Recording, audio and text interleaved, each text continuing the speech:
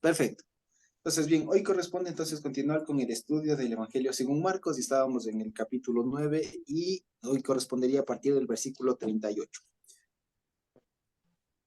Entonces, como habíamos quedado la anterior semana, quizá alguien tiene alguna pregunta, algún interrogante por ahí que esté, que nos haya quedado, que nos esté rondando por ahí, que no conectemos o de pronto esté por ahí extraña. ¿Sí? ¿No?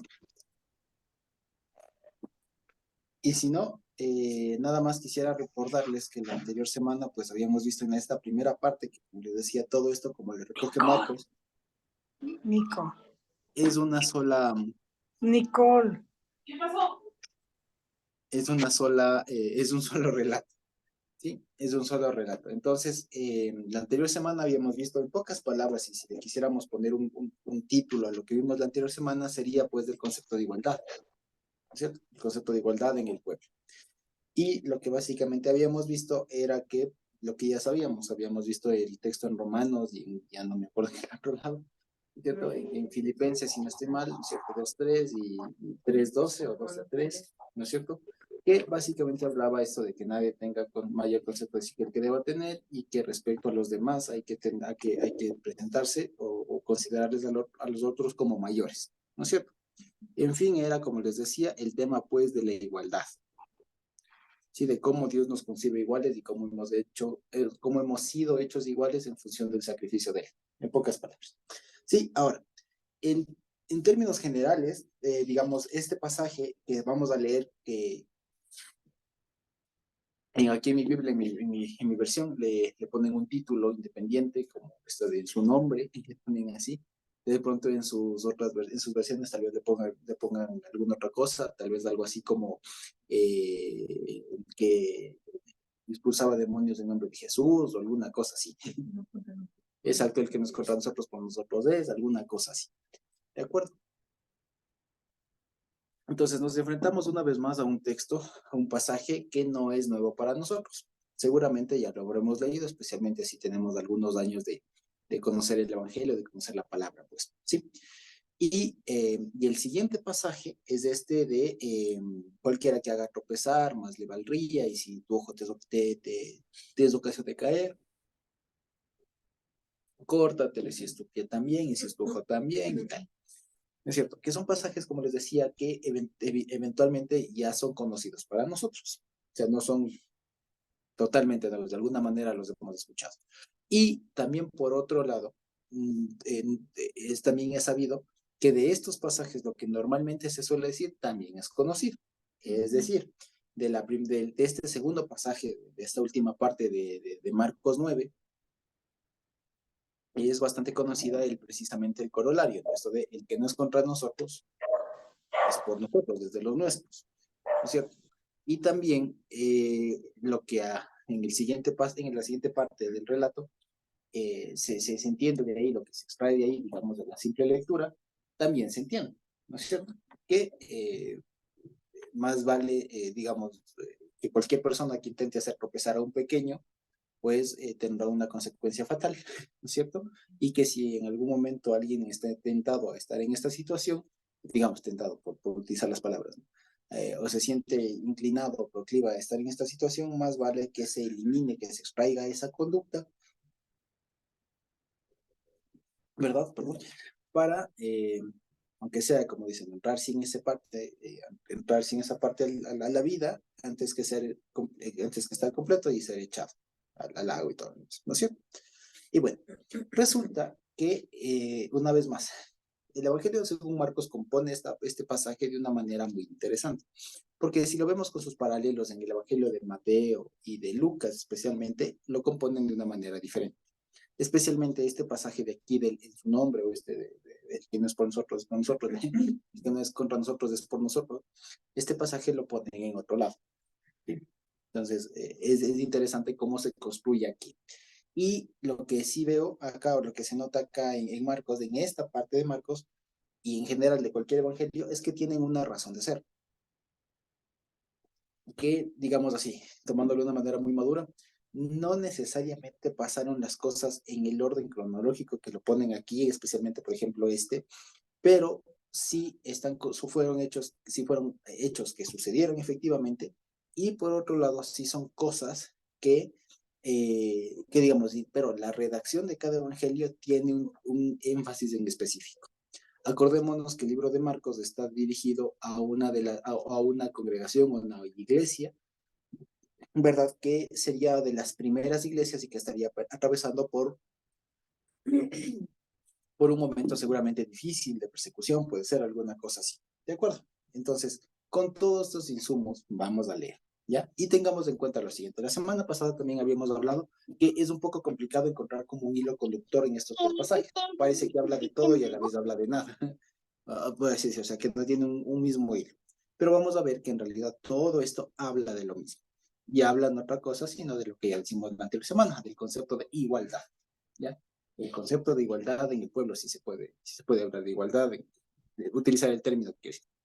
¿Vale? Entonces dice, vale la pena decirlo, hay algunas cosas que voy a leer diferente, ya, y lo voy a ir haciendo notar según vayamos avanzando en la lectura, a fin de que notemos pues las correcciones, si cabe la palabra. ¿De acuerdo? Entonces dice en Marcos 9:38, ¿sí? Juan le respondió diciendo, maestro, ¿ya? Hemos visto a uno que en tu nombre echaba fuera demonios, pero él no nos sigue y se lo prohibimos porque no nos seguía. Pero Jesús le dijo, no se lo prohíban ustedes, porque ninguno hay que haga milagro en mi nombre que luego pueda decir mal de mí, porque el que no es contra nosotros, por nosotros es. ¿De acuerdo? Ok. Igual, podríamos preguntar una vez más qué hemos aprendido normalmente de esto y demás, y la conclusión a la que se llega es del último versículo, el versículo 40, el que no es contra nosotros, por nosotros es. ¿No es cierto? Ahora, esto, ¿cómo se entiende? Si lo traemos a la memoria, fíjense que se facilita mucho la comprensión cuando sabemos que todo lo que está hablando es del concepto de igualdad. Aquí nos trae otro supuesto, otro escenario del concepto de igualdad. Antes había hablado del concepto de igualdad entre hermanos, entre gente que convive, digamos, que comparte, si se quiere, dentro de una misma congregación. Ahora nos habla del concepto de igualdad, pero en otro supuesto, en otro escenario. ¿Cuál es este escenario?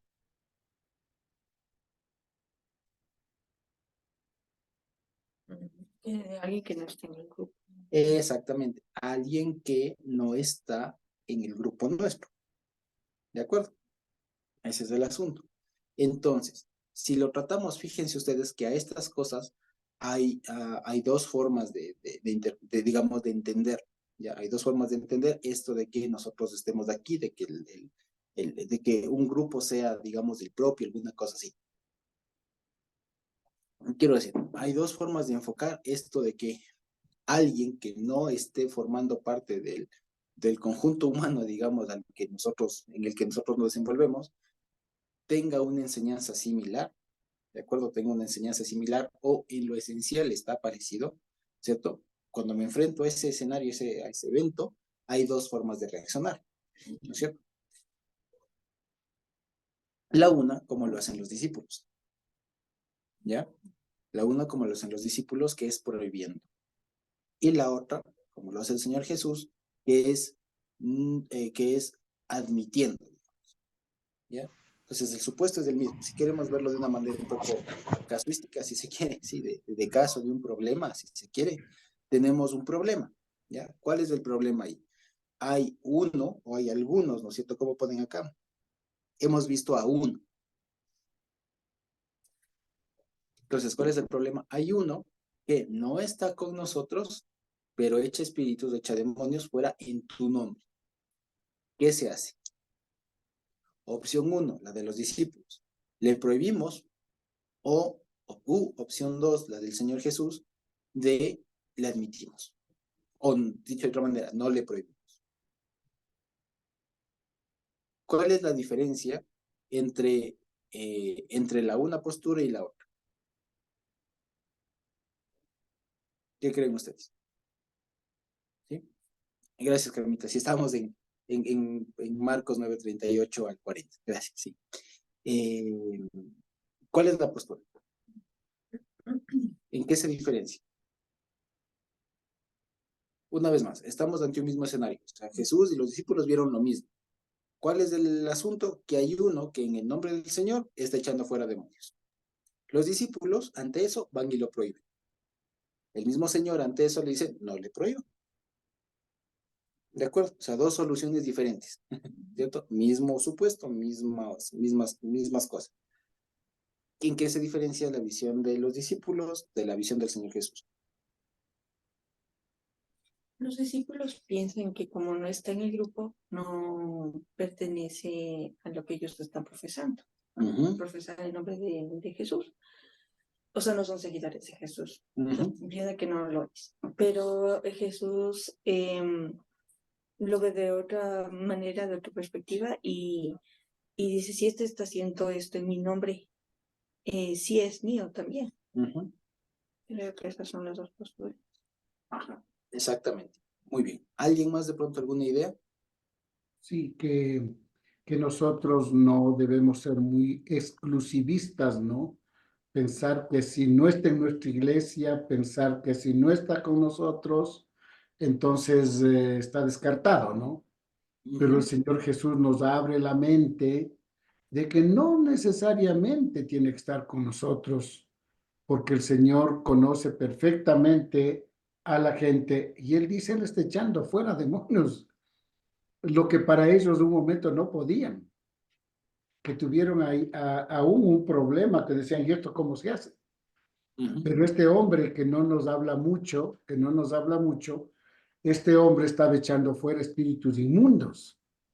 Entonces ellos, que los discípulos un poco exclusivistas, creían que todo eso era solo para ellos, privativo para ellos, y el Señor Jesús les hace abrir la mente y les hace pensar un poquito más allá de eso, ¿no? Y les dice que no le impidan. Ellos dicen, de una le impedimos, de una le impedimos. Ahora, yo no sé si ellos estaban en capacidad de impedir, ¿no? Esa es una atribución que se tomaron ellos, pero de lo que yo he leído allí, no hay un impedimento que el Señor Jesús haga, que diga, y si alguien por allí está haciendo o predicando en mi nombre o haciendo algo, impídanles, prohíbanles. No había esa prohibición, pero ellos lo hicieron por su cuenta y le cuentan al Señor Jesús luego y Él les hace ver, les hace un poco ampliar la mente y le dice, "Ah, mira, la cosa es simple. El que no es contra nosotros o contra mí, está por mí". Entonces es una lógica bastante aplicable allí y dice, nadie que eche fuera espíritus inmundos en mi nombre puede hablar en contra de mí. Es un razonamiento que les hace a los discípulos, ¿no? Entonces, porque generalmente se puede dar algún momento ese concepto de exclusividad de nosotros y solo nosotros. A veces inclusive he conocido que hay hermanos que no han pertenecido, así hablando, a ninguna iglesia conocida como tal. Alguien les regaló un folleto, alguien les habló del evangelio en un momento bien crítico de la vida. Dijeron, Señor, alguien me habló, yo te recibo, yo me entrego a ti y cosas así. Y no era de ninguna iglesia, pero era del pueblo de Dios. Entonces hay casos así, ¿no?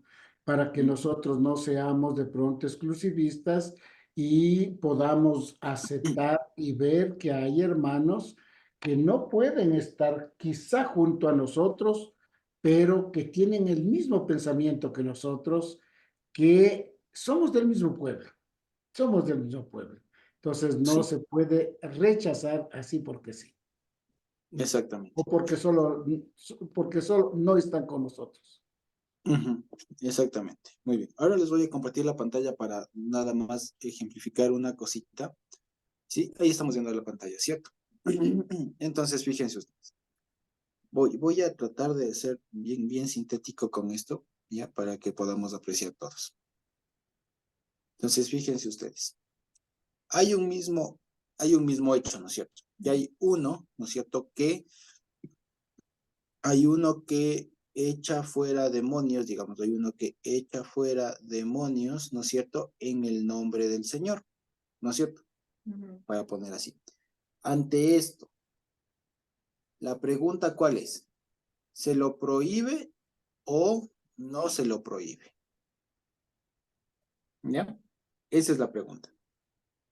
¿De acuerdo? O sea, si queremos esquematizar. Ahora,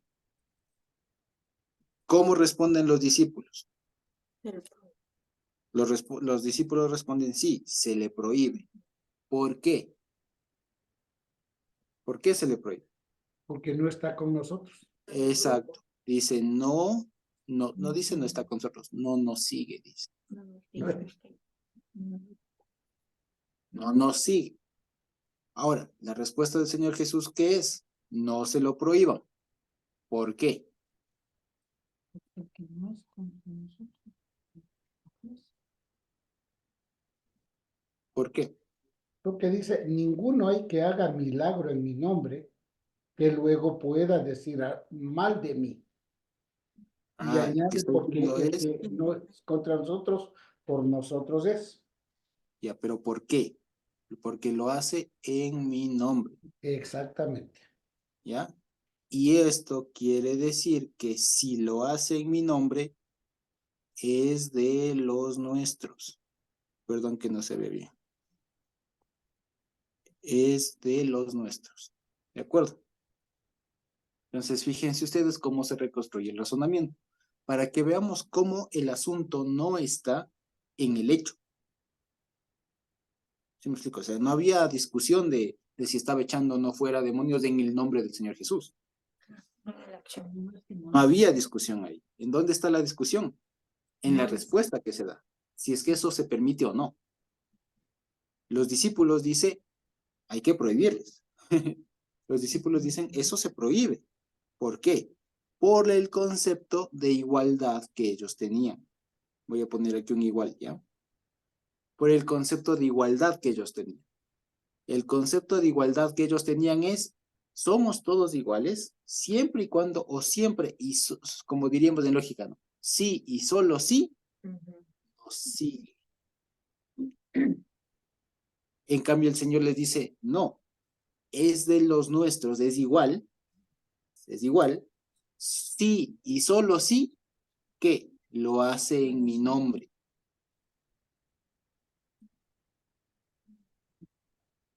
¿Sí nos damos cuenta? Ahora, aquí en el relato, digamos, el éxito aquí está una vez más, es de entender los pronombres. Una vez más, ¿cuál es la razón por la que los discípulos lo prohíben? Porque ¿A quién siguen? ¿A quién no A siguen? Jesús, pero no a los discípulos. Exactamente, no nos siguen. Esa es la respuesta, fíjense ustedes. Los discípulos dicen, siguen al Señor Jesús, está hablando en tu nombre, pero no a nosotros. ¿Sí se dan cuenta? Y el Señor Jesús lo que los dice es, ¿y qué importa si no les sigue a ustedes? Está sujeto a mí. Exacto, les diría, ¿y? No me explico. Les diría, ¿y? ¿Qué importa que no les siga a ustedes? ¿Qué han dicho? Lo hacen en mi nombre. Sí, suficiente. ¿Me explico? En tanto que lo hace en mi nombre, no se lo prohíbo. Y una vez más, ¿qué habíamos visto la anterior semana que nos hacía iguales? ¿Qué era lo que nos hacía iguales? ¿Qué era lo que nos hacía como iguales? niños. Ser como niños, pero ¿qué era en el fondo lo que nos La hacía? calidad de siervos. Exactamente, la calidad de ser siervos, de ser hijos. Eso es lo que nos hace iguales. No seguir a fulano, no seguir a Juan o a Pedro. ¿Me explico? Entonces, fíjense ustedes que a veces descomponer un poco estos razonamientos es importante. Porque ya les digo, yo soy yo hago mucho énfasis en esto, precisamente porque si uno no descompone el discurso, a veces uno comienza a hablar, puede uno hablar un montón, y a veces no darle en el blanco. Ya les digo, y aquí cualquiera, y ya les digo, esto no es algo que no sepamos. ¿Me explico? Pero que sí es importante que sepamos por qué. ¿Sí? Siempre es importante que sepamos por qué. Porque y esto viene con una aplicación muy práctica para nosotros. Es muy fácil para nosotros caer en la ilusión de que si no está en nuestro metro cuadrado, por así decirlo, ¿no? Si no está en las mismas 4 paredes que nosotros, o si no está, por así decirlo, ¿no? Actualizando un poco, en esta misma reunión de Zoom, es cuestionable. Veamos, como que compartir y partir de un, no sé, así como que sé capaz de que predicarle de nuevo, ¿no? Y no, lo que hay que preguntarnos no es si nos sigue a nosotros o no nos sigue a nosotros. Hay que preguntarse si es que en realidad le sigue al Señor, si ha nacido realmente de nuevo. Ya si nos sigue a nosotros o no, es secundario. ¿En qué sentido esto? Porque fíjense ustedes, y esto es algo que ya lo hemos visto. Todo grupo humano, ¿ya? Todo grupo humano va a tener su propia práctica del Evangelio. ¿Sí? Va a tener su propia práctica. ¿De acuerdo? Todos van a tener su propia práctica. En el fondo, vamos a estar iguales, pero a veces en las formas es en donde vamos a ser diferentes. Y lo que pasa es que a veces los cristianos, los hijos del Señor, a veces nos dejamos llevar por las formas y no por el fondo. ¿De acuerdo? ¿Sí?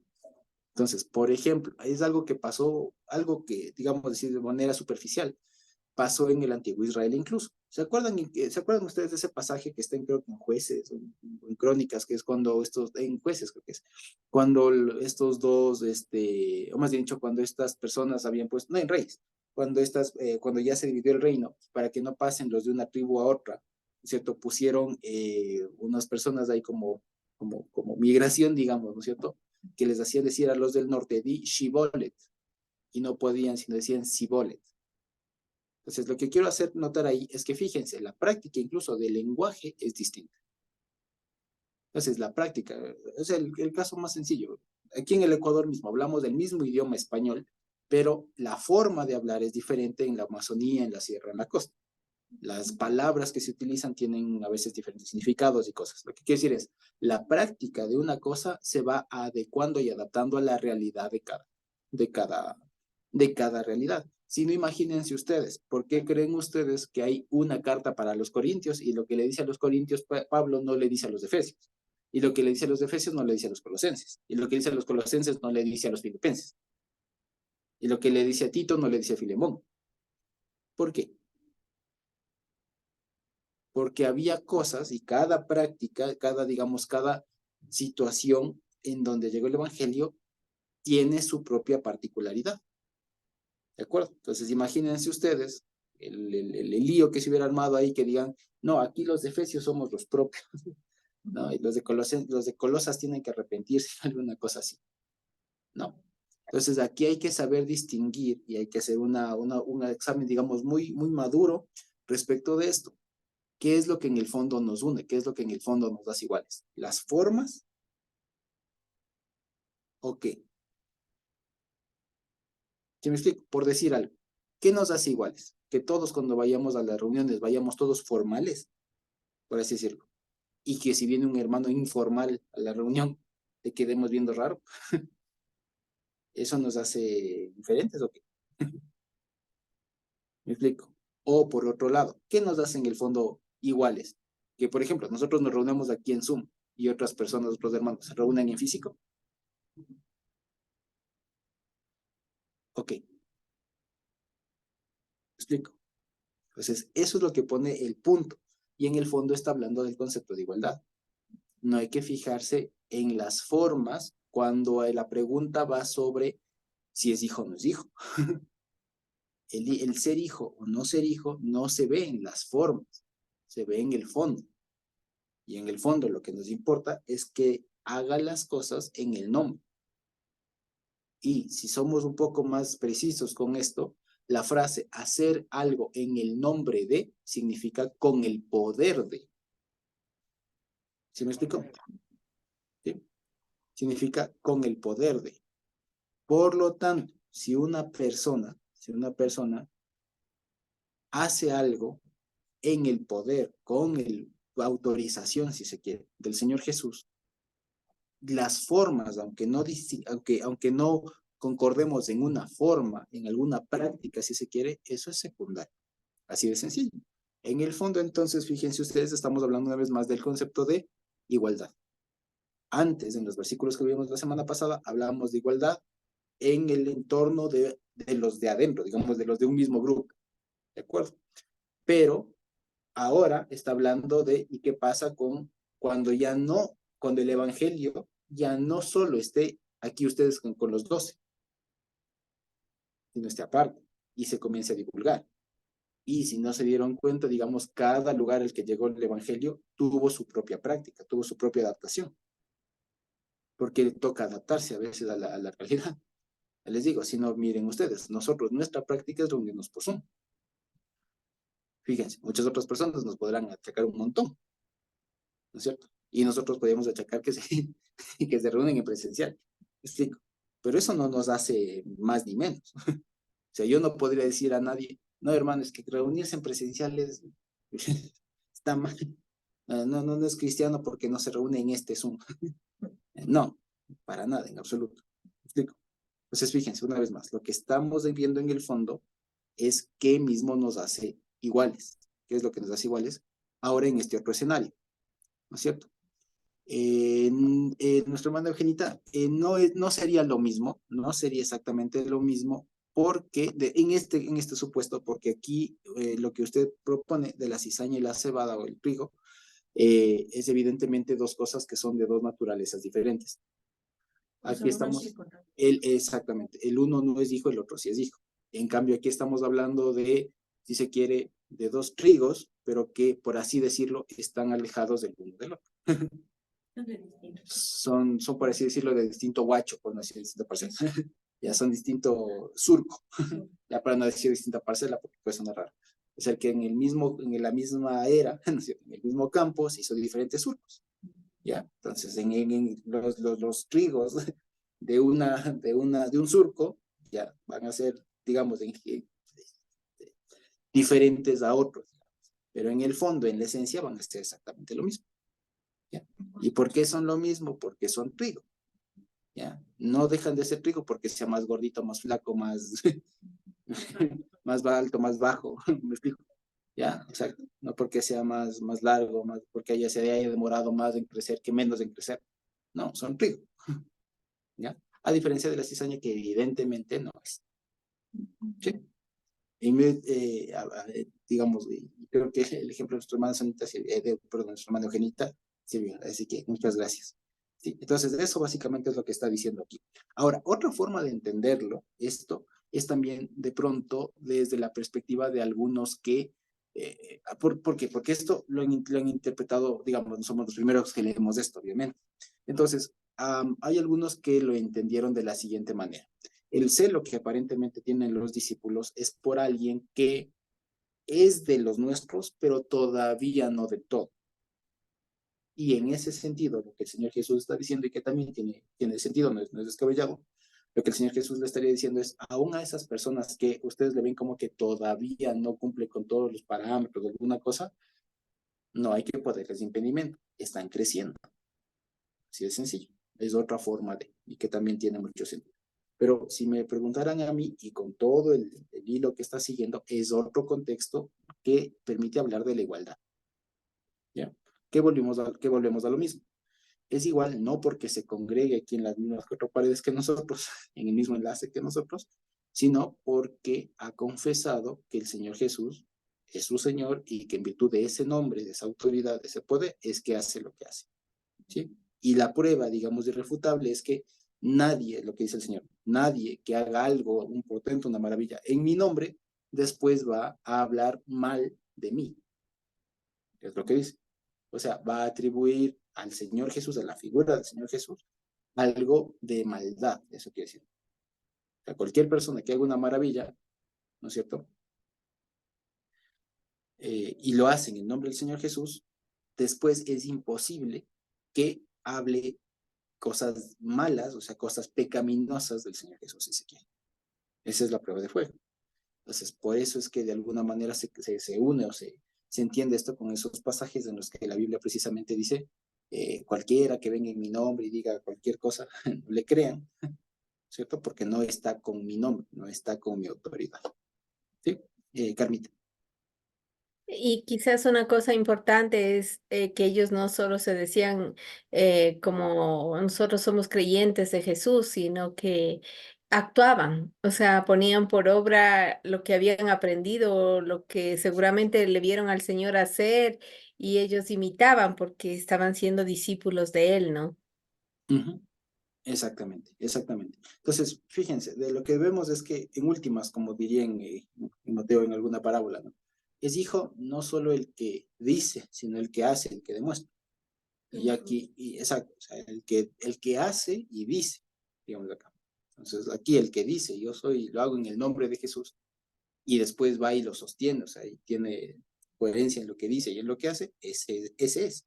A diferencia, si no se acuerdan ustedes de este mago, este brujo, que también intentaba echar espíritus allá en Hechos, y el espíritu este se le ríe. O sea, Jesús conozco, a Pablo conozco, y tú quién eres, y se le bota encima y todo. Entonces, es básicamente eso lo que quiere decir, ¿ya?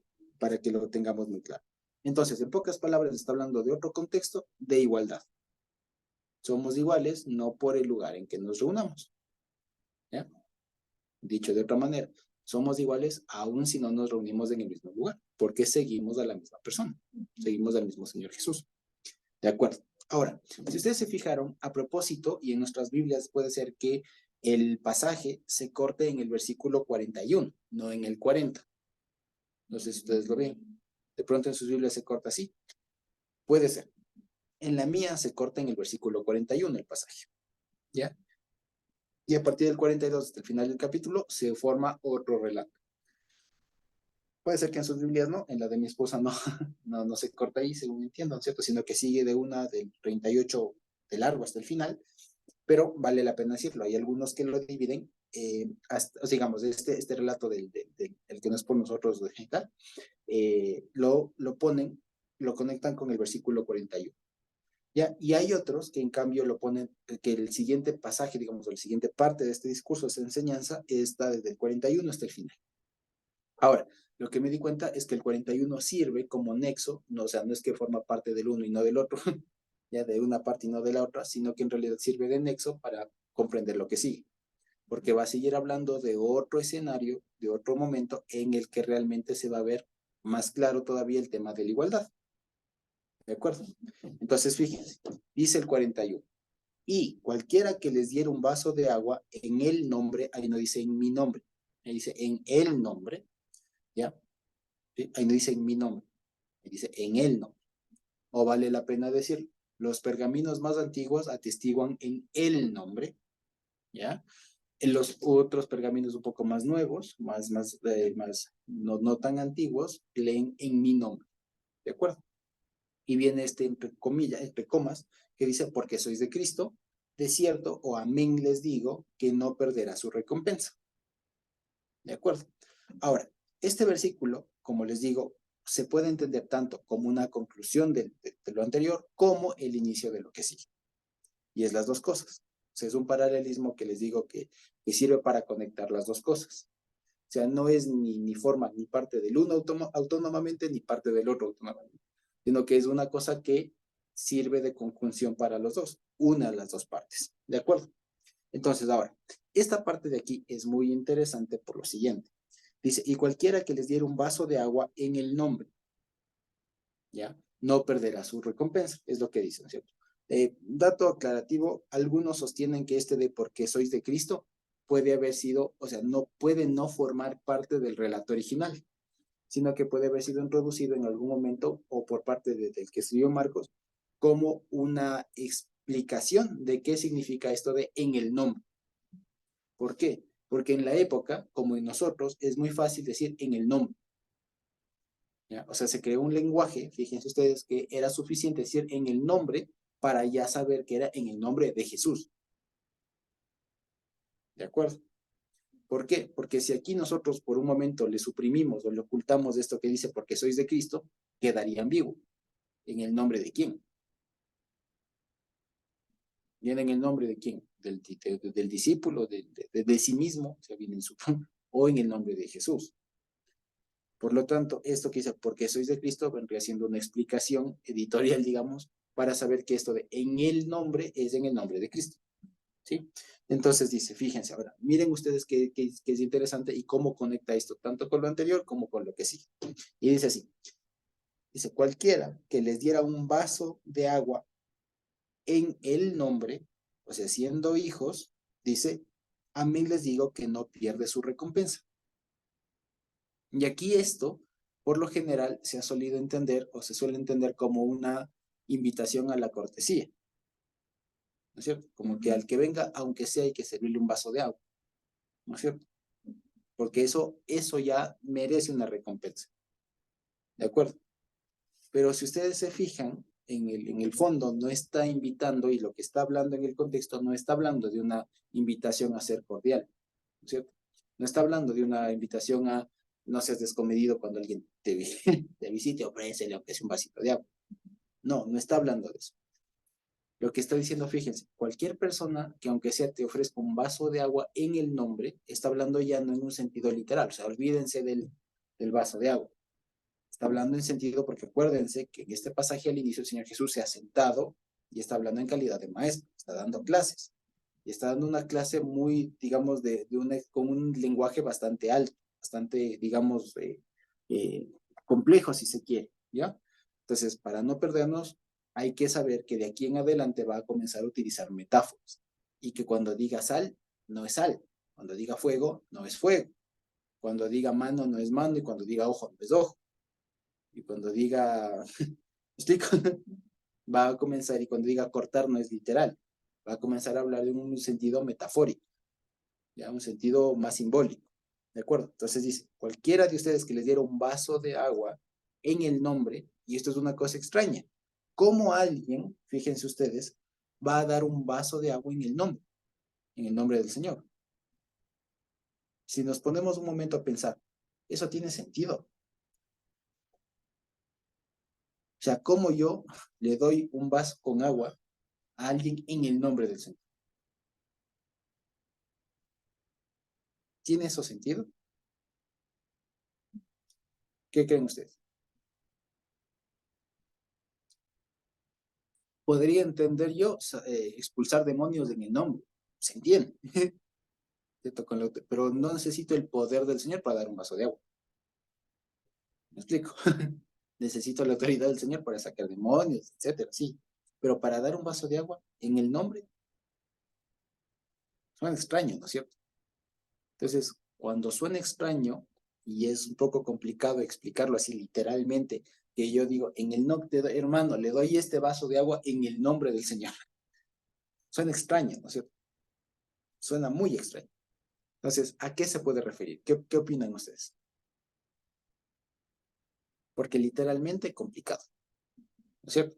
¿A qué se puede referir? La pista está en lo que sigue. No perderá su recompensa.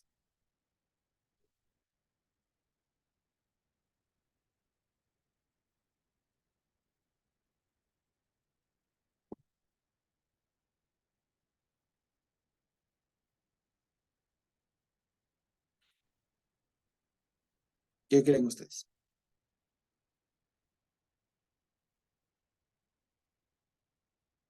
Carmita. O sea, siguiendo las metáforas que de alguna manera ya en los textos antiguos se usaban, el tema de comer y beber.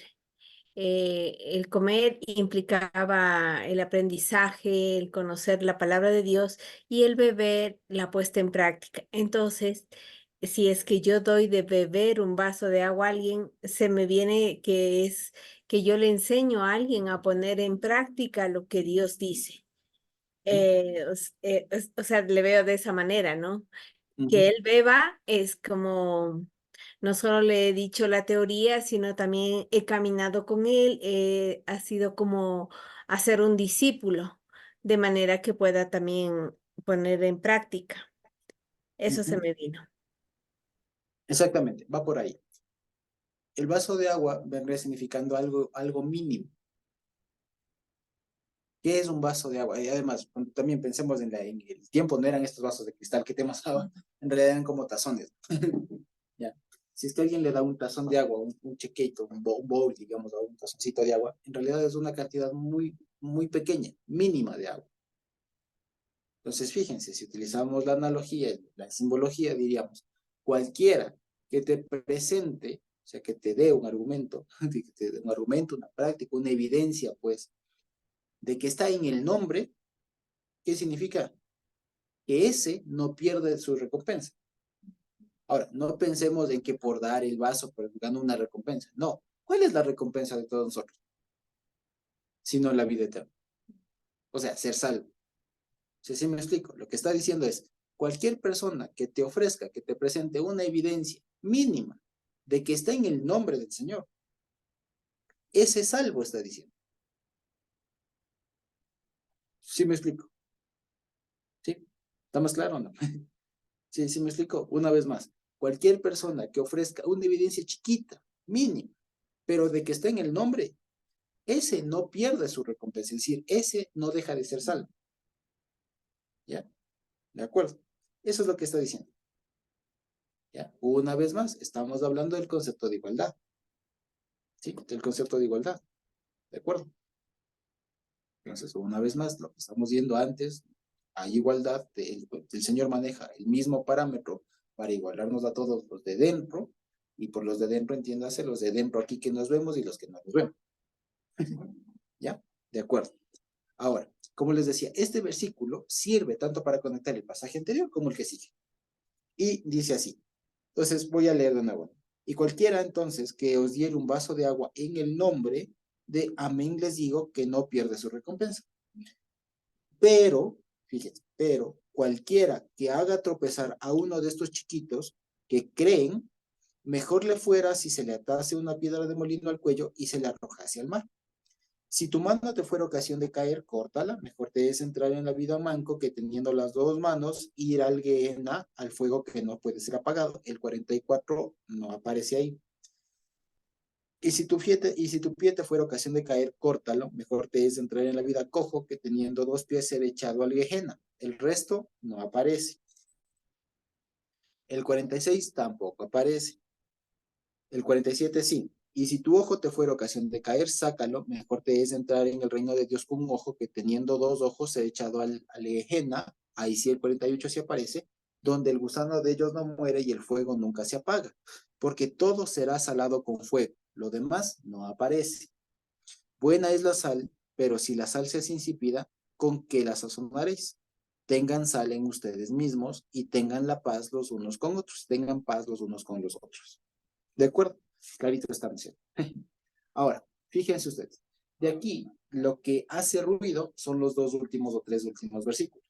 Porque si yo le leo así normalmente, sin necesidad de entrar en cosas, me está haciendo una comparación muy lógica. Cualquier persona que, digamos, que ponga o tenga ocasión o cause una ocasión para caer a un hermano, aunque sea chiquito, a un chiquito, como pone ahí, ¿no es cierto? Ese es mejor que se elimine, ¿no es cierto? Y por otro lado, si es que hemos identificado un miembro, mano, pie u ojo, ¿no es cierto? Que es ocasión de caer, es mejor extirparlo y entrar hacia la vida antes que completo ir al fuego, ¿cierto? Eso se entiende. O sea, se entiende la metáfora de más vale, ¿no es cierto? O sea, más vale prescindir de algo que es pecaminoso antes que conservarlo y perecer juntos, ¿no es cierto? Eso se entiende. Sin embargo, fíjense que el asunto es que al final dice, y todo será salado con fuego. Y tengan paz con ustedes. Y si la sal pierde su sabor y no sé qué. Entonces, eso es lo que hace ruido y no cuadra. Entonces, lo que la semana pasada a nuestra hermana Lolita le salió, le llamó la atención. Y pues era como que, ¿qué quiere decir eso? ¿No es cierto? Y digamos así. No sé si decirles de golpe. ¿Ya? Pero más bien vamos yendo por versículo por versículo. Arriba en el 41 ha dicho, ¿no es cierto? Cualquiera que les dé un vaso, o sea, una muestra chiquita, ¿no es cierto? Ese es salvo. ¿De acuerdo? Ahora, en el 42 dice, cualquiera que haga tropezar a un chiquito, fíjense que hay una comparación, ¿ya? Ahí aparece la palabra micros, ¿ya? Un micro, un chiquito, ¿ya? O sea, no dice solamente niños, sino cualquier persona pequeña, entiéndase de pronto un nuevo, alguna cosa así, alguien no tan fuerte si se quiere, Cualquiera que haga tropezar a uno de estos pequeñitos, de acuerdo a estos micro, que creen, esa parte de en mí también estaría agregada, no está atestiguada en todos, solamente dice cualquiera de estos chiquitos que creen. Se sobreentiende, ¿ya? Se sobreentiende. Entonces, cualquiera de estos chiquitos que, y si te explicamos todavía más con el significado del verbo creer, que ya hemos aprendido que no es creer, sino que exhiben fidelidad o que demuestran la educación divina, pues todavía queda más claro. O sea, lo voy a leer así, ¿no? Cualquiera que haga tropezar a uno de estos pequeños que demuestran una mínima muestra, digamos, de fidelidad o de educación divina, mejor le fuera si se le atase una piedra de molino al cuello y se la arrojase en el mar. Ahora, vale la pena decir, ahí en griego no aparece la palabra mejor. Al parecer es un semitismo, un hebraísmo, porque en hebreo no existe una forma, digamos, o más dicho, la forma de hacer las comparativas, la forma de hacer la forma comparativa, ¿ya? Eso de es mejor que, o es menor que, o es peor que, ¿ya? No se hace, no existe una forma, así como es mejor. Se utiliza la palabra bueno o malo. Bueno lees o malo lees, ¿sí? Entonces aquí literalmente dice, bueno es que se ate una piedra de molino, de un molino grande y se le arroje al mar.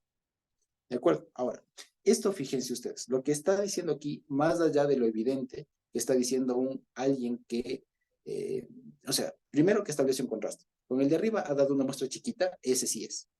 En cambio acá hay una persona que pone una traba a un chiquito. ¿No es cierto? Hay un contraste. Ya, de acuerdo. Entonces dice, al uno, aunque te dé una muestra chiquita, ese no pierda la recompensa. En cambio, el otro que hace tropezar, ¿ya? Y en este sentido, poner tropiezo, poner lazo, o que de pronto en otra versión pondrán escandalizarse, ¿ya? Esa persona, el escandalizarse o el poner lazo o el hacer tropezar, entiéndase que es lo que diría que caería en esto que dijo el Señor Jesús antes, o sea, escandalizarse o tropezar o poner tropiezo, en el lenguaje de Marcos aquí es decir malo, hacer una maravilla, incluso hacer una maravilla, pero hablar mal del Señor Jesús. Eso sería, ¿sí me explico? Porque arriba había dicho, ¿cierto? Cualquiera que lo hace en mi nombre, luego es imposible que hable mal de mí, que hable algo de la maldad o que me atribuya algo de lo malo a mí, sería así. En cambio, acá dice, pero cualquiera que haga tropezar, o sea, que atribuya cosas malas a mí, diría el Señor Jesús, a ese mejor le fuera. ¿De acuerdo? Ahora, el asunto que está diciendo, que más allá de esto de que mejor le fuera, o sea, de mejor ya elimínese, ¿de acuerdo? Porque si somos un poco textuales, tampoco esto ha ocurrido ni ocurrió. Evidentemente, como les decía, aquí comienza el Señor Jesús a hablar en un lenguaje simbólico. Entonces, ¿qué significa esto de bueno le es atarse? O sea, no leamos mejores, leamos así. Bueno le es atarse una piedra de molino y arrojarse al mar. ¿Qué significa eso? ¿A qué nos suena?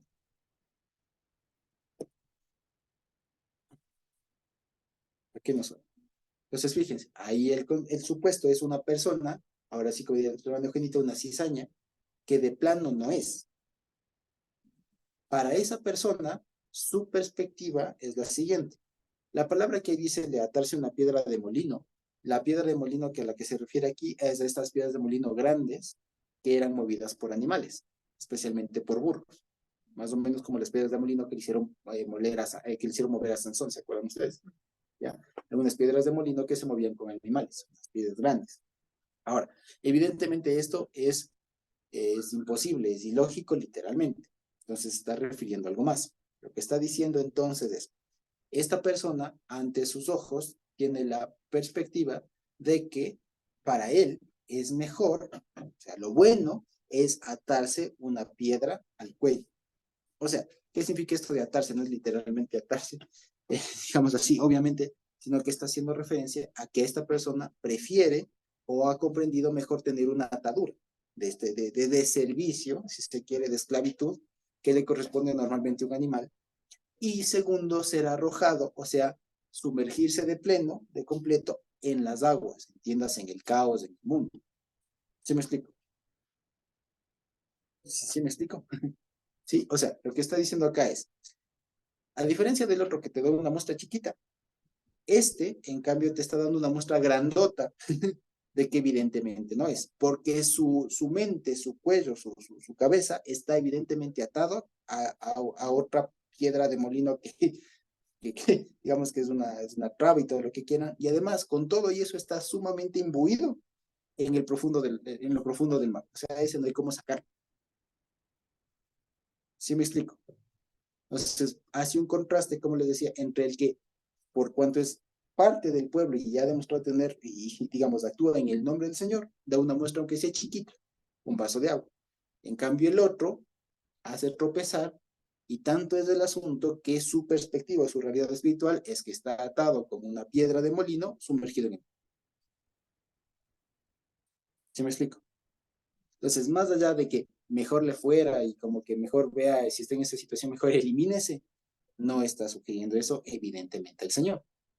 Lo que está poniendo en contraste es la realidad espiritual de los dos. El uno, aunque dé una muestra chiquitita, ese sí es. Y el otro va a dar unas muestras enormes de que en realidad no es. Y de que en el fondo el uno va a dar una muestra chiquita de algo mucho mayor y el otro va a dar una muestra también más evidente de toda su realidad, de que está con una piedra atado a su cuello y sumergido en toda en las aguas. ¿Sí? Que si queremos, acordémonos, las aguas, el caos del mundo, las naciones, todo lo que ustedes quieran. Entonces, a eso me refiero. Entonces, fíjense ustedes que esta parte de cualquiera que haga tropezar a uno de estos micros, de estos pequeños, que creen, mejor le fuera. O sea, el bueno le es atarse una piedra y que se bote. O sea, esta persona evidentemente no es del pueblo. ¿Ya? ¿Y qué más dice? Dice, ahora, si tu mano te fuera ocasión de caer, corta. Si tu pie te fuera ocasión de caer, corta. Si tu ojo te fuera ocasión de caer, sácalo de ti. ¿De acuerdo? Porque mejor te fuera, dicen, ¿cierto? Mejor es entrar o manco, o cojo, o parcialmente ciego, ¿no es cierto?, a la vida, que estar entero y ser echado. Entonces, fíjense, muchos han dicho al respecto, y evidentemente, esto no es literal, porque el Señor Jesús no está mandando a mutilarse, a cercenarse el cuerpo, evidentemente. Ya, sin embargo, ha habido personas que sí se preguntaron el momento, digamos, del nivel de literalidad de esto, porque si ustedes se acuerdan, sí hay partes de la Biblia en donde se puede sugerir que había penas de amputación de miembros. ¿Ya? La Torá, por ejemplo, ¿se acuerdan ustedes que, no me acuerdo si está en Deuteronomio o en Éxodo, castiga precisamente con la amputación de la mano a una mujer que interviene en una pelea de dos hombres y le agarra uno de los testículos? La pena era que le corten la mano. Entonces, de alguna manera y así alguna otra, hay alguna sanción, digamos, de amputación de un miembro. Sin embargo, es evidente que eso no se aplica acá, que aquí está hablando de otra cosa, y evidentemente está hablando de manera metafórica. Lo que aquí se está hablando y lo que aquí se está viendo es que está presentando a los discípulos como cuerpo. Y cuando habla de tu mano, de tu pie y de tu ojo, son miembros evidentemente muy útiles aparentemente, ya, muy fuertes, muy, ¿qué les digo?, importantes dentro del cuerpo. Y dado que le está hablando a los discípulos, le está hablando en términos personales, tu cuerpo, o sea, tu mano, tu pie, tu ojo, está hablando como decir a aquellas personas que funjan la labor de mano, pie u ojo. ¿Sí me explico? Más allá de cualquier otra cosa, porque le está hablando una vez más a los discípulos y le está hablando en todo este contexto de igualdad. Entonces, si dentro de la congregación identifican dentro de tu cuerpo, ¿entiendes?, dentro de tu cuerpo identificas a un ojo, a una mano, a un pie, o sea, miembros importantes, relevantes, ¿cierto? Que están tendiendo al tropiezo, o sea, que están hablando cosas que no son, que están dando señales de que no son parte del pueblo, ¿qué van a hacer? Mejor es sacarlo. ¿Me explico? Mejor es sacarlo y entrar sin ese miembro a la vida antes que mantenerle ese miembro y que todos juntos vayan y perezcan. ¿Sí se entiende? ¿De acuerdo? ¿Me explico o no? Esto visto desde una perspectiva congregacional. Sin embargo, también estos pasajes, y me acuerdo que en Mateo lo vimos, desde una perspectiva personal.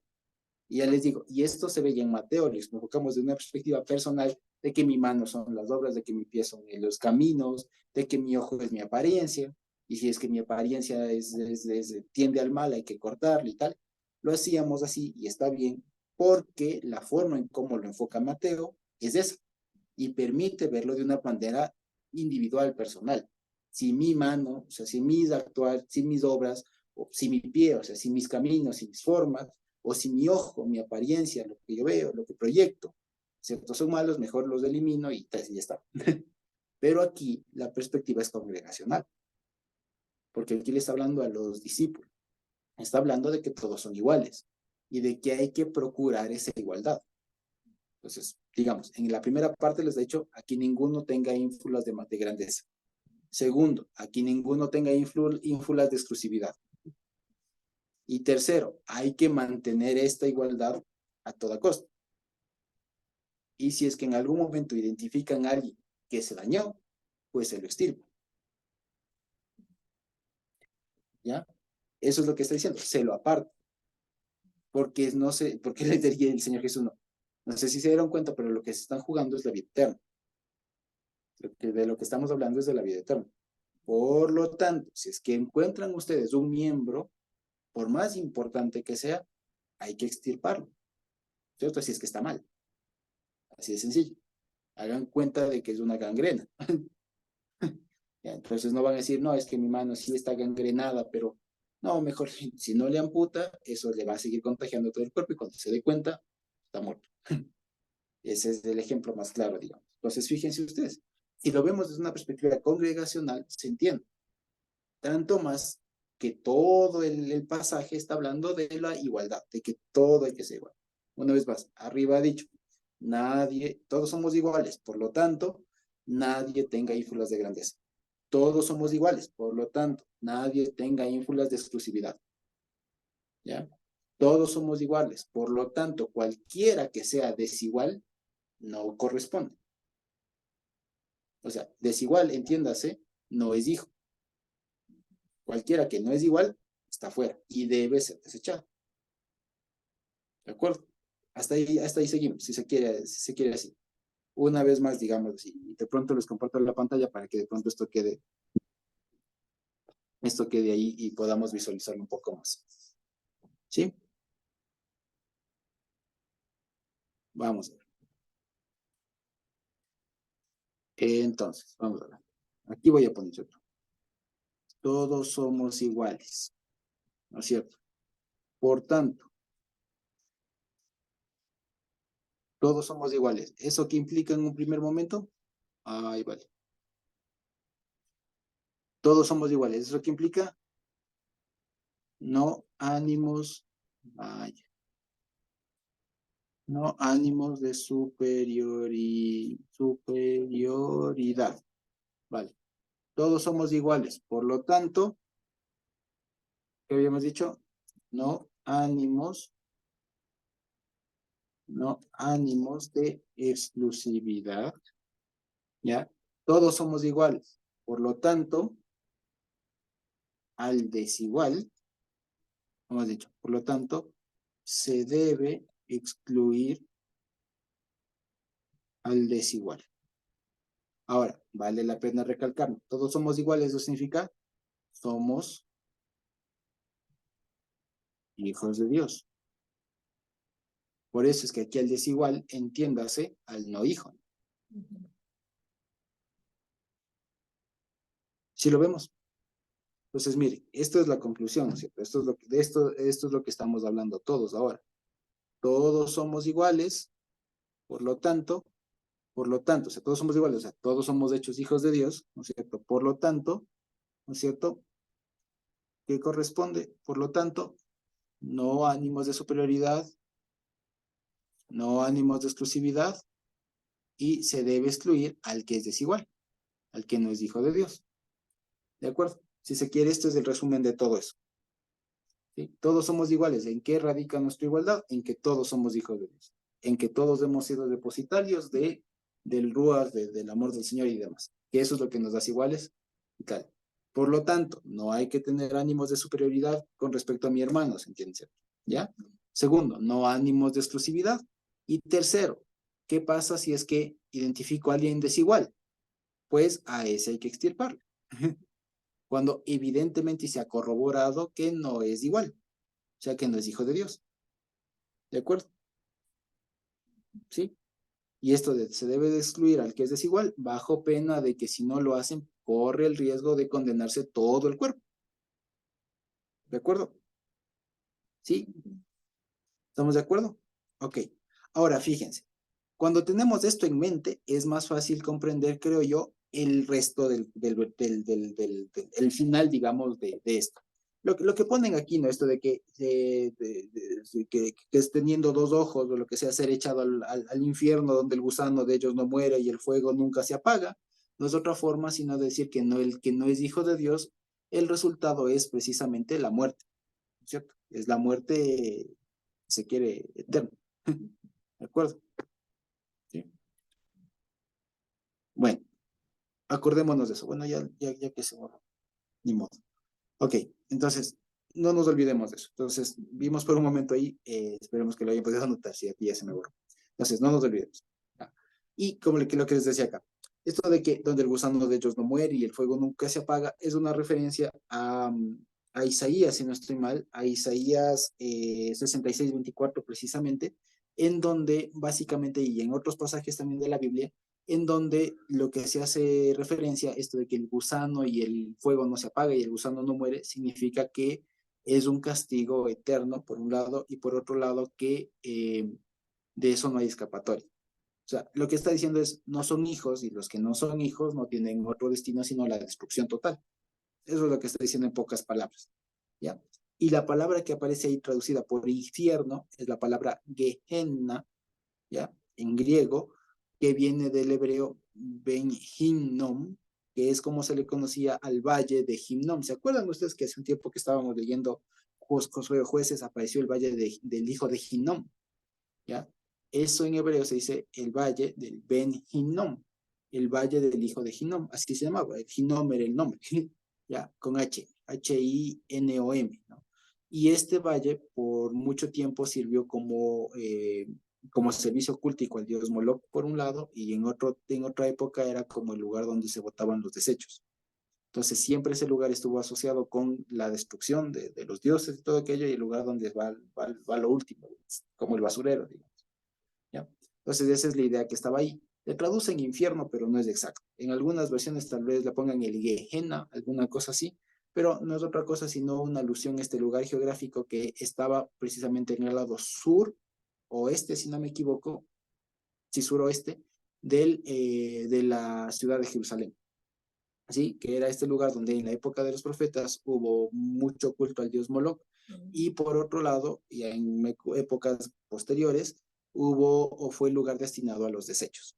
¿Sí? Entonces, en todo caso, esa es la idea que está ahí, el lugar último de destrucción o el lugar donde pertenecen pues todos esos cultos extraños cuya sanción o cuya, digamos, final va a ser la destrucción definitiva. Sí, eso básicamente. Entonces, lo que está diciendo es que todas estas personas, al desigual, al que no es hijo, hay que desecharlo porque su fin es la destrucción. O sea, no tienen comunión con ustedes, lo que les decían. Si ustedes tienen la promesa de la vida, pues ellos no. Y si ustedes le comienzan a tolerar, después se van a dar cuenta que por tolerarle van a estar todos sufriendo las mismas consecuencias que esta persona. ¿Sí? Ahora, los últimos versículos, si tenemos en mente, en cuenta esto que había puesto ahí hace un ratito y que por desgracia se me ahorró, ¿de acuerdo? Vamos a ver qué dicen estos dos últimos versículos. Que dice el 49 y el 50. Dice, porque todo será salado con fuego. ¿Sí? Dice así literalmente, ¿ya? Todo será salado con fuego. ¿Ya? No dice todos serán, no. Dice todo será salado por fuego. Y la otra parte que dice, y todo sacrificio será salado con sal, no aparece en todos los pergaminos. Esta seguramente es añadido en pergaminos posteriores. Ya los más antiguos solamente ponen todo será salado con fuego. ¿De acuerdo? Ahora, eso no se entiende. ¿De acuerdo? Porque si no, si cualquiera sabe que la sal no quema. ¿Cómo será? O más dicho, que el fuego no sala. ¿Cierto? O sea, todo será salado con fuego, no tiene sentido. Dejémoslo ese versículo ahí, porque se entiende más bien cuando lo entendemos del último. que ahí está el asunto de todo, que se hace una semejanza, y ahí les quiero yo preguntar, ¿qué es pues la sal? ¿Ya? En este contexto. Y dice, buena es la sal. Entonces aquí preguntémonos qué significa o qué simboliza en este contexto la sal. ¿De acuerdo? En este contexto, ¿qué significa la sal? Dice, pero si la sal se hace insípida, o sea, pierde su sabor, ¿con qué la sazonaréis? ¿Con qué le devuelven la sal? Tengan sal en vosotros mismos y tengan paz los unos con otros. ¿Qué es pues la sal? Nosotros somos la sal de la tierra. Vale, pero eso dice aquí en el versículo.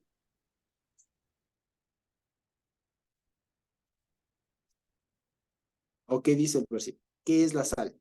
Según este versículo. Cristo Jesús, ¿eso dice el versículo? ¿Qué dice el versículo que es la sal? Es buena, sí. ¿Qué más? ¿Qué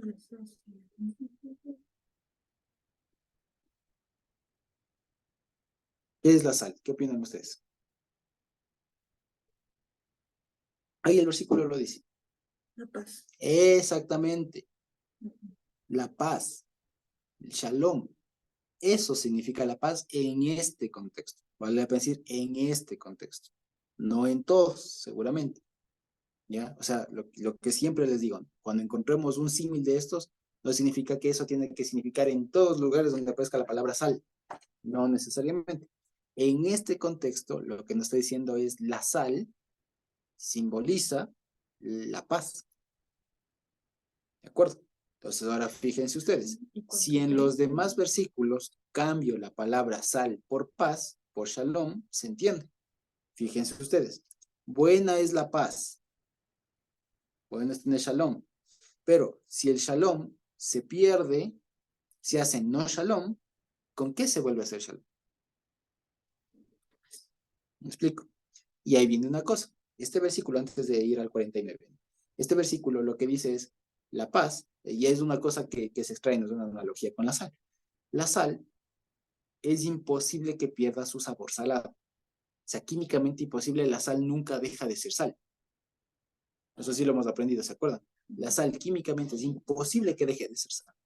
Nunca, nunca. Por eso aquí está haciendo una cosa así, pero una pregunta, digamos, evidentemente, o sea, está clarísimo que la respuesta es no. O sea, ¿con qué perderá la sal? Pues con nada. ¿Sí me explico? Entonces lo que está diciendo aquí es, el shalom es bueno, la shalom es buena, ¿cierto? Pero si la shalom se hace insípida, ¿con qué será sanada? Pues con nada, pues porque la sal nunca pierde su sabor. O sea, en la iglesia nunca va a dejar de tenerse shalom, de estar en paz. Por eso dice, tengan sal en ustedes mismos, tengan paz entre ustedes. Es decir, tengan paz los unos con los otros. ¿Me explico? Entonces, fíjense, y si ustedes se dan cuenta, el shalom o el concepto de shalom en hebreo no es el concepto de paz, la palomita blanca, la banderita blanca, todos dándonos un abrazo. Es de estar en condiciones iguales. ¿Sí me explico? Es de estar en condiciones de nos igualamos las cuentas, saldamos las cuentas, estamos en paces. ¿Sí nos damos cuenta? Y aún más, el shalom por eso es el que el Señor Jesús haya cubierto nuestras deudas, haya pagado nuestras deudas, nos haya igualado, nos haya puesto en condiciones iguales a sí mismo. Entonces sí nos damos cuenta del tema. Entonces todo este pasaje, toda esta última parte del Evangelio de Marcos, del capítulo 9 de Marcos, habla del concepto de la sal. Sí, podemos hablar en lenguaje metafórico. Es decir, del lenguaje de la paz, del lenguaje de la igualdad. ¿De acuerdo? Y ahora fíjense ustedes lo que dice el 49, porque todo será salado con fuego. Ahora, ¿qué es el fuego? ¿No es cierto? Ahora, ya sabemos que la sal, o el sabor de salado, es precisamente es una característica propia de la iglesia, la paz, del tal, ¿no es cierto? Y esto de que todo será salado con fuego,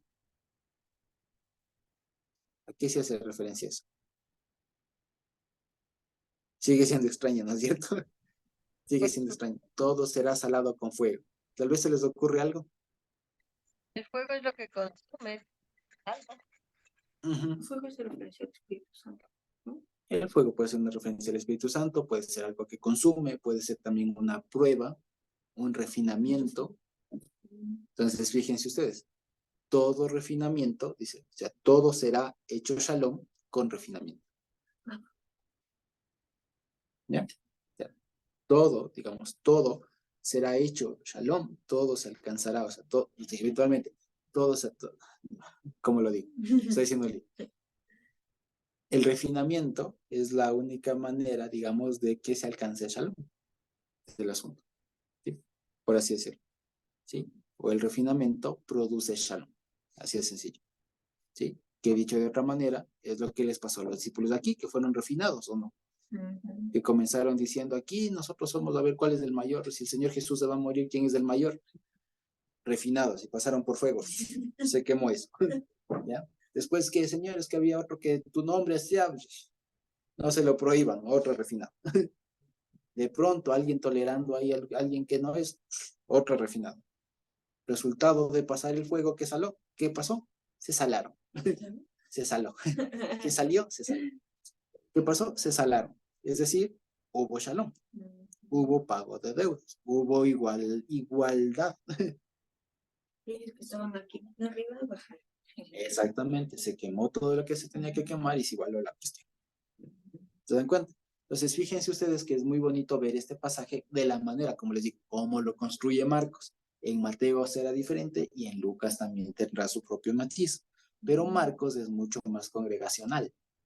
Marcos es mucho más congregacional por todo lo que estamos viendo. El énfasis de Marcos, exacto, a pesar de que es el mismo relato, pero se tiene una perspectiva, un énfasis distinto y es más dirigido a una congregación. A diferencia de Lucas, que es dirigido al amado Teófilo, que es de un tú a tú. ¿Ya? Es diferente. Esta es dirigida a seguramente a una iglesia, a la iglesia de Jerusalén. Es dirigida a una congregación. ¿Sí me explico? Entonces es diferente, tiene un carácter más congregacional que lo de Marcos.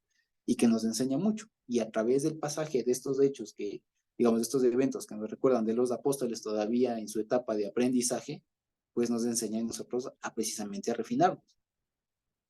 Como vimos, seguramente el Señor nos habló mucho la anterior semana, ¿no? Respecto de que no hay que tener ínfulas de superioridad. Ahora, no hay que tener ínfulas de exclusivismo, que hay que seguir al Señor, no a determinado grupo, ¿cierto? Y por último, que una vez que hemos identificado a alguien que ha dado razones y evidencia de que no es de los nuestros, hay que separarlo, así de sencillo, por razones meramente espirituales. No por discriminación ni nada, sino por razones netamente espirituales. Pues ¿Sí? no, porque no. Si no, porque no me cae, o por discriminación, que ahora abunda eso. No por discriminación ni nada, sino por razones meramente espirituales. No compaginamos, o sea, estamos bregando en mares diferentes. Yo no profeso el nombre. Ya no, simplemente no hay, no es que no te querramos, no es que no te toleremos, sino que simplemente tienes objetivos evidentemente distintos. Por lo tanto, más vale que estés afuera. ¿Sí? Y consecuencia de todo eso, el Señor Jesús lo que nos dice es, vean, no estoy hablando de otra cosa sino de la sal. Y que si somos también, digamos, me puse también como una curiosidad. La primera vez que aparece la palabra sal en la Biblia, melach en hebreo, es cuando la esposa de Lot se convierte en estatua de melach. ¿Ya? Y de hecho el Mar Rojo, que es el Mar Muerto, donde se supone que estuvieron las ciudades de Sodoma y Gomorra y todo eso, en hebreo el Mar Muerto se llama Yamamelach, o sea, Mar de la Sal, que así incluso lo traduce, Mar de la Sal. Y la segunda vez que aparece la palabra sal en la Biblia es en Levítico 1:13, Levítico 2:13, cuando dice que todo sacrificio, digamos que no faltará la sal del pacto en los sacrificios. Así dice. Entonces, fíjense ustedes que desde siempre, de alguna manera, especialmente Levítico, la sal, el concepto de sal, viene de una idea de, digamos, está muy asociada con los sacrificios, ¿sí? Y además hay una cosa más también, que me llama mucho me llama mucho la atención. La palabra sal, en hebreo, como les digo, se dice melach, o sea, M-E-L-A-J, melach, ¿ya? Melach. Y melach, la palabra sal en hebreo, viene de la raíz malach, ¿ya? No confundirse con ángel. esta tiene otra terminación. Esta termina en het, no en kaf, como de ángel, que es malach. Suena igual, ¿ya? Suena parecido. Este verbo malach significa triturar, pulverizar. De hecho, melach sería como pulverizado, o sea, el polvo. Porque la sal se lograba en esa época sacando las pepas, digamos, del mar de la sal y triturándolas. Y eso se hacía sal. ¿De acuerdo? Entonces, si ustedes se dan cuenta, ahí se entiende por qué es que todo será salado con fuego. Porque la sal se produce a través del proceso de trituración, del proceso de pulverización, de refinamiento. Entonces, si nos explicamos, de tal manera que no es una sal en bruto, una sal tosca, sino una sal que es consumible. Y es más, la sal tiene el concepto, guarda el concepto de igualdad porque cada granito, digamos, es semejante al otro. ¿Ya? O sea, eventualmente habrá uno más grande que el otro, pero digamos así, en términos generales, guardan coherencia, digamos, en sus características. Y más que nada, la sal, así sea grande, chiquito, un granito más grande que el otro, tiene la misma característica de que todos son salados y nunca pierden su característica de ser sal. ¿Sí me explico? Entonces, fíjense, de eso habla todo esto. Entonces, si quisiéramos una vez más profundizar o recordar el concepto de igualdad en la Biblia, vale la pena que echemos un ojo acá a Marcos 9, a partir del versículo 30. ¿Sí? A partir del versículo 30 hasta el final, o sea, esta segunda parte del capítulo 9 de Marcos, habla no de otra cosa, sino de cómo se conoce o cómo se debe manejar la igualdad. Y como parece una especie de resumen, e igualdad entre nosotros, el concepto de iguales, lo tenemos en virtud o porque el Señor Jesús nos ha hecho hijos. Así de sencillo. Y como somos hijos, todos somos hijos, ningún hijo es más que el otro. ¿Ya? Y como todos somos hijos, no importa si estoy en un lugar diferente al de mi hermano, geográfico, ¿no? Estoy en otra zona al de mi hermano. ¿Ya? Y por otro lado, dado que hemos sido hechos hijos, debemos cuidar esa conformación, de tal manera que si en algún momento se detecta alguien o algo que no corresponda con esta naturaleza nuestra de ser hechos hijos de Dios, hay que proceder a eliminarlo siguiendo el debido proceso. ¿Ya? Así de sencillo. ¿Sí? Entonces, por eso la conclusión es bonita. Tengan sal en ustedes mismos. Y ahora, una vez más, es evidente que no le está mandando a llevar una bolsita de sal siempre. Imagínense los discípulos, no es que el Señor nos mandó a tener sal en nosotros, entonces siempre cárgate una bolsita con sal, que tengo que tener sal conmigo. No, evidentemente es anden en paz, procuren la paz, no se peleen, entiendan que todos son iguales, partan de eso. Así de sencillo. Entonces, fíjense una vez más, en este sentido, la paz viene a ser la sal. Y ya está. En este contexto, ¿ya? Entonces, fíjense una vez más. La sal, o sea, si quieren, en la última parte diría, tengan sal en ustedes mismos. Es decir, tengan paz los unos con los otros. Que además, vale la pena decirlo para concluir, ¿no? Fíjense ustedes cómo lo dice. Tengan paz en ustedes mismos. Es decir, tengan paz los unos con los otros. Dicho de otra manera, en la congregación del Señor habrá paz en la medida en que la paz sea compartida. O sea, la paz individual proviene de la paz colectiva. ¿Sí? No sé si me explico. Eso es lo que está diciendo. O sea, dice, tened paz en vosotros mismos. O sea, cada uno, por así decirlo. Es decir, tengan paz los unos con los otros. ¿Yo me explico? O sea, para que no crean que esto de tener paz es una cuestión individual mía, de yo y solamente yo. No, la paz, el sentido de igualdad, de completitud, si se quiere, ¿no es cierto? Individual, se aprovecha mejor cuando es compartido. Cuando es compartido con mis demás hermanos y hermanas. ¿Sí? Eso, así de sencillo. ¿De acuerdo? ¿Sí? Espero haber sido claro. Espero haber sido claro con todo esto. Entonces, quizá tenemos alguna pregunta por ahí que quede.